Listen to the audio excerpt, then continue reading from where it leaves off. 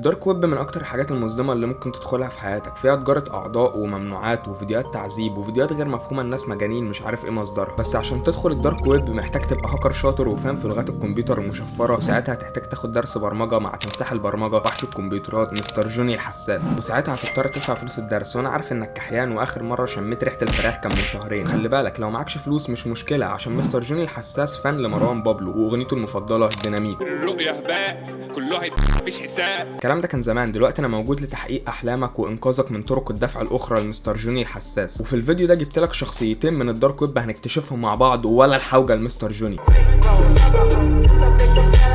فاكرين يا جدعان يوتيوبر كده كان اسمه صايع ميمز؟ الواد ده انتهى خلاص، دلوقتي مفيش غير سايندرو بس. والله العظيم لسه بعمل كوبايه شاي زي العسل اقسم بالله. بصوا يا جدعان، اللي مش مشترك في القناه يا ريت ما تشتركش، لان انا كده مش خسران حاجه، انا مش باخد فلوس من ورا الموضوع ده ولا مهتم اصلا. انت اللي هتخسر كل حاجه ومش هتلاقي حد يتفرج عليك. عايزكم يا جدعان تروحوا تعملوا لي فولو على الانستجرام، ويا ريت حد يولع لي في سيرفر الديسكورد اللي انا مش طايقه الصراحه. لو اي حد معاه توتوريال ازاي في السيرفر الديسكورد بتاعي يا ريت يبعته لي فورا، لان انا عايز اخلص منه. وبس كده، يلا بينا نرجع لموضوع الفيديو. وزي ما قلت لكم في اول الفيديو، انا جاي لكم بشخصيتين من الدارك ويب، فيديوهاتهم غير مفهومه للعقل البشري، فيلا بينا نكتشفهم مع بعض. واول واحد هو محمود ابو لحيه وسيم. انت لابسه عادي ولا فتله؟ وزنقتك على السلم هتصوتي ولا تسيبيني اكمل؟ طب لو مستك من ورا تشيلي بالقلب ولا تسيبيني اكمل؟ يخرب بيت ابوكم. انا من فرجتي على فيديوهاته في كام نقطه استشفتها كده، هنبدا من اقل اهميه للاكثر اهميه. يا جدعان وانا اتغيرت، انا بقول اكثر واقل واستشفتها. يا جدعان ما انا كنت عبيط قبل ما ارجع، خايف ابن اللي هيقول لي انت لسه عبيط يا اسطى. خد ده. اول حاجه عايز اتكلم عنها عند محمود ابو لحيه وسيم هي شغلانته. انا مش قادر احدد ايه شغلانته بالظبط. هو مش عامل نظافه، هو بينزل يفتش في الزباله، واللي يلاقي بقى منه نصيب بياخده ويروح. عيش وشنطه فيها فلوس، دي ما فيهاش حاجه بس شنطه حلوه يعني هو تقريبا حرامي الزباله مثلا، اخترع شغلانه جديده. القطايف والحاجات دي واكله وتفه في بس عادي. لانش بوكس ده، ولقيت الطبق ده، لقيت المعلقه دي، ولقيت السندوتشات دي. تقريبا كده محمود ابو لحيه وسيم مفكر ان الدنيا دي لعبه باتل رويال، وان هو نازل يلوت من الزباله عشان يعيش لغايه اخر الجيم. الحمد لله على الخيرات والثمرات والجزرات يا اخويا. عامه يا جدعان انا مش قصدي كراهيه لاي حد، الراجل ده اسطوره. عامه ما بكرهش حد على النت غير بكرههم كلهم الصراحه، مش عايز اكدب بجد، بس يعني مشوها لي، يعني انا حر يا جدعان. في تاني حاجه عايز اتكلم فيها عند محمود ابو لحيه وسيم، ان هو في تشابه ما بينه وما بين ويجز. يعني ويجز كان بيقول اسف ياما ما سلكتش في التعليم، اسف ياما ما سلكتش في التعليم، بعد كده يقوم مغني لك فيرس كامل بالانجليزي.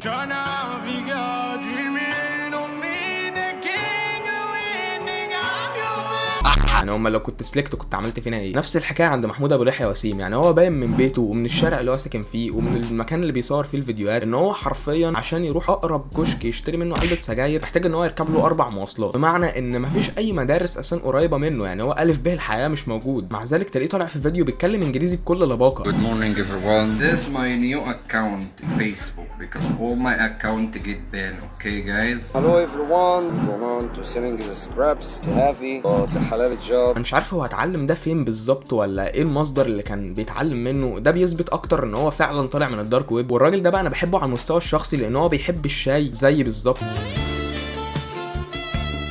لا محدش بيحب الشاي زي. بصوا يا جدعان مش عايز افورها، هو تاني شخص بيحب الشاي بعد مني. مش بيشرب اي شاي كده، لا الراجل كيف في نوع معين بيحبه اسمه شاي بيودي. من كتر ما هو بيحب النوع ده عامل له اغنيه شاي بيودي اللي بيودي وبيودي اللي بيودي وبيودي اللي بيودي.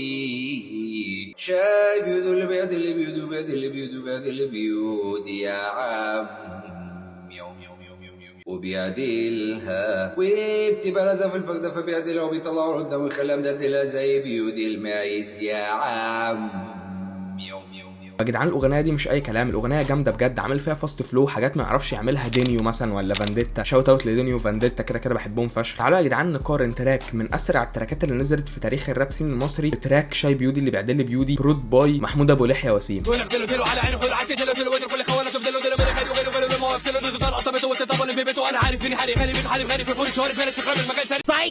That's the wrong number. شاي بيودي اللي بيودي اللي بيودي اللي بيودي اللي بيودي.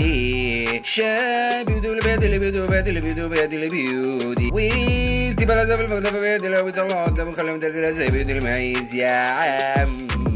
يوم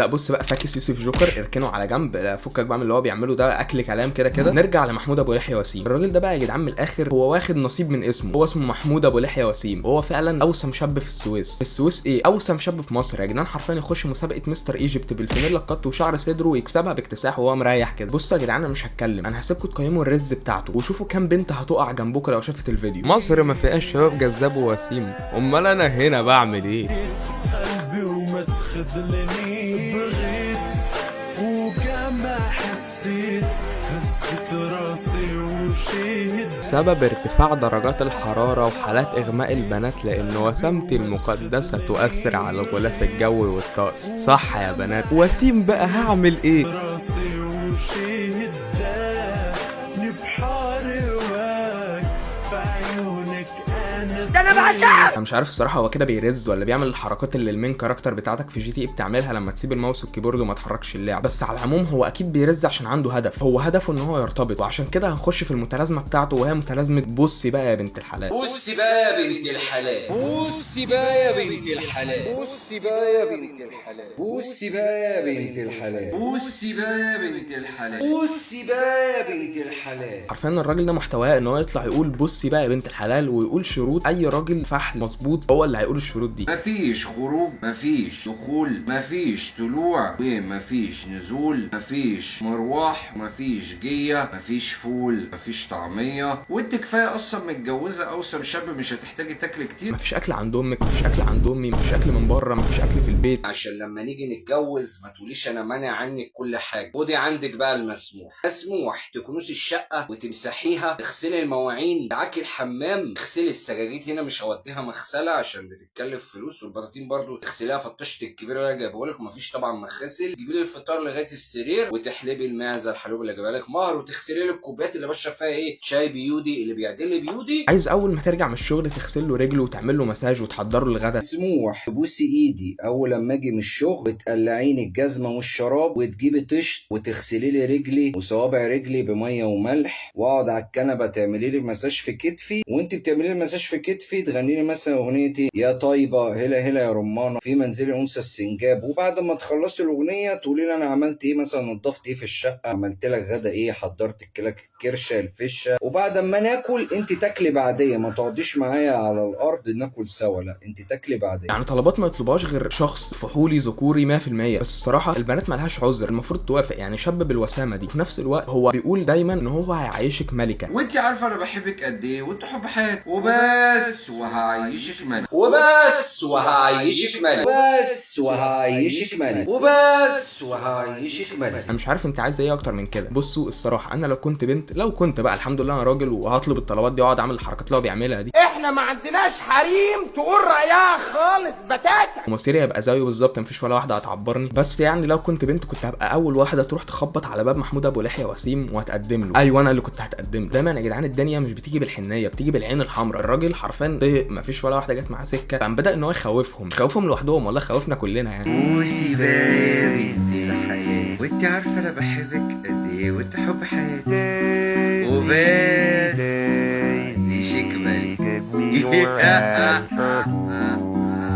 ارجو في اقرب وقت بنت الحلال تروح للراجل ده، عشان انا مش حمل اتفرج على الفيديو زي ده تاني. لا ما فيهاش جواز، انا شكلي مش هتجوز، انا شكلي هقعد كده على طول. المهم يا جدعان الراجل يأس وفقد الامل خالص وقام كارف. امي ايه اولاد المره اللي وانتوا يا نسوان فاكرين 24 ساعه انا بفكر عايز احنا ما ماشيين في الشارع حاطط زوج كتف عايز ما تهدوا يا جدعان والله قرفتونا والله. كل واحده بنت منها انا التيك توك وبره في الشارع وفي الصدر وفي الدروس وعند بتاع الفراخ وعند بتاع. خلاص يا اولاد المره اللي ما عايزين انتوا شكلكم غير في الكلب اصلا. عارفين يا جدعان كل حرف الراجل ده قاله في الفيديو صحيح 100%. بس انا عندي سؤال واحد بس، اشمعنى عند بتاع الفراخ؟ ليه واحده هتيجي تنزل من بيتها وتقرفنا عند بتاع الفراخ؟ واكتر حاجه بحبها في محتوى الراجل ده هي الشتائم بتاعته. كل ده عشان ايه؟ كسوف. شوف الكسوف ساعات ممكن يعني ممكن صاحبك ياخدك مشوار تتكسف تقول له لا يمشيك 2 كيلو، قول له لا يا ابني المره غرفه ده انا ما بتكسفش على امك. امك الاخر. هو مش بيشتم عادي كده زي اي انسان، لا هو عنده طريقه معينه في الشتيمه. المعلم بتاعك ده بيت. تعال عشان هو انتوا الاثنين ستايل دوجي. يلا قصب لما الواحد يتوفى. والله مبدئيا يا جدعان طريقه الشتايم بتاعته مش مميزه، الناس كلها بتعرف تقول الشتايم دي، بس المشكله ان كل الناس لما بتيجي تقولها بيبان دمهم تقيل. الراجل ده الوحيد اللي لاقي عليه فشخ حرفيا، يعني لما بشوفه يقول حاجه زي كده بموت ضحك. مثلا تلاقيه بيقول لك تعالى نيحك وكتف من امك معاه قرش انا اديتك يا ابن ايه يا عم؟ كتفين ام الورده اللي بتبعتها ولا كتفين امك؟ على كتفين امك الورده. تعالى نيحك واديك 1000 جنيه كمان، مش ورده. الراجل ده اسطوره يا جدعان من الاخر. وبكده نبقى خلصنا محمود ابو لحيه وسيم. ننتقل للشخصيه الثانيه اللي طالعه من الدارك ويب برضه، وهي يوسف تيك توك. عارفين اسم بيزك فشخ، انا اللي غبي وتعب نفسي وقعدت بقى ايه اقول صايع ميمز وازهق منه وبعد كده سايندرو. لا هو الراجل بكل بساطه جاب اسمه وقام رازع بعد منه الابلكيشن اللي بينزل عليه وبس كده، يوسف تيك توك. انا تاجر مخدرات.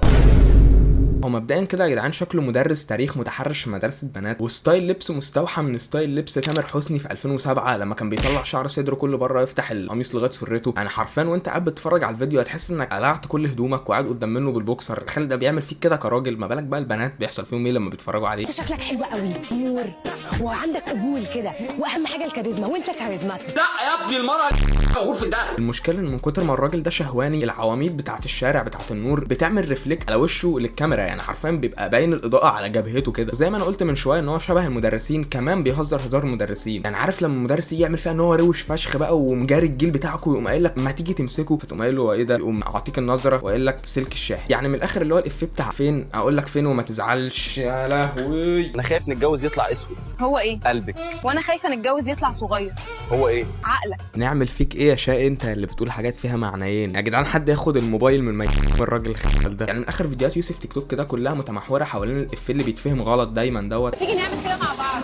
يلا نعمل كده مع بعض، بس نعمل ايه؟ نركب يعني مع بعض. نركب.